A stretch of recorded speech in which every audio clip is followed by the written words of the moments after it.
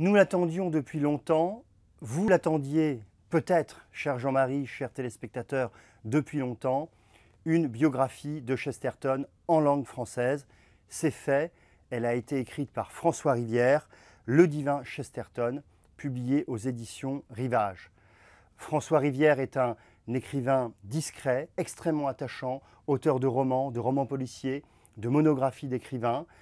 C'est un homme qui a très jeune contracté une maladie grave, une maladie incurable, mais une maladie très aimable, qui est l'anglophilie.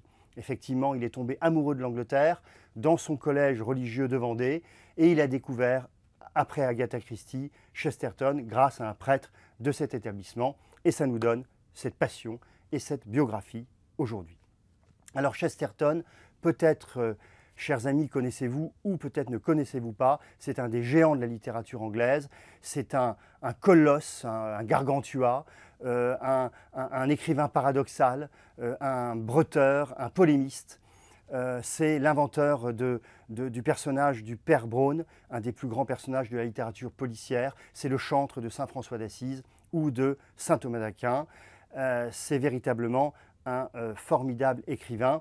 Et François Rivière nous livre une biographie tout à fait remarquable parce qu'il nous fait plonger dans l'œuvre foisonnante de Chesterton, qui n'est pas toujours une œuvre facile à aborder, tellement elle est foisonnante justement. Et puis, il nous fait véritablement entrer dans cette trajectoire de vie qui est aussi baroque que les œuvres de l'écrivain.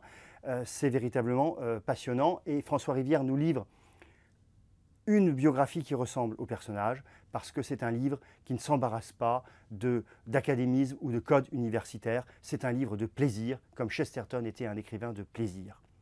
Alors il y a à mon avis deux grandes lignes, deux grandes trajectoires dans ce livre.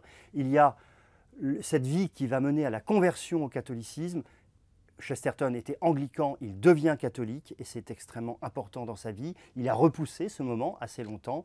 Et puis, il y a au fond la compréhension de cet univers féerique, enfantin, fantastique de Chesterton qui est au fond une manière d'exorciser des peurs de l'enfance.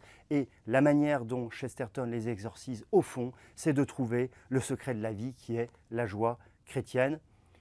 Lisez Chesterton. Lisez cette biographie de François Rivière, vous ne serez pas déçus.